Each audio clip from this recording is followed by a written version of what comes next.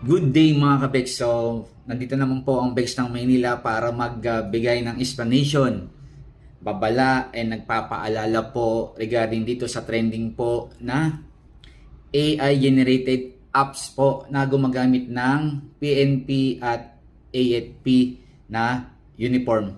So, unang tanong po, no, napakagandang topic po kasi, no, kung makakasuhan po yung mga civilian na gumagamit nito, no? Kasi masyado nang nag-aaway-away sa mga comment section, no? Kapag ito ay ginamit ng mga civilian, no? Napupunta kasi doon sa sabi doon sa comment section, napupunta po doon sa corruption na. Bakit daw hindi hulihin? Ang inuhuli po ay yung gumagamit ng AI apps.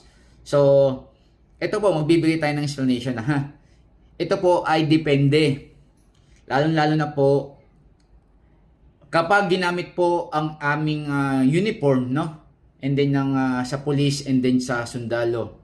Kasi dapat yung AI generated apps is para lang po doon, ginagamit po para maging creative, educational and entertainment purposes only, no? Kapag gumawa po kayo niyan, lagyan niyo na po ng AI generated for yun nga lang po, no? Kasi tayo naman, no, some of us, no, yung iba, lalo na yung mga nangangarap na maging part po ng main in uniform, no, gaya maging police and then sa AFP. Siyempre pag nakita nila yung mukha nila na nakasuot ng uniforme, proud po sila, no. Nakakatawa naman talaga, no, pag nakita na nila yung sarili nila. So, ito po kasi ginagamit po na yung iba, yung iba, kagaya ngayon na si Boy Face Mask po, nagpanggap po ng army, no?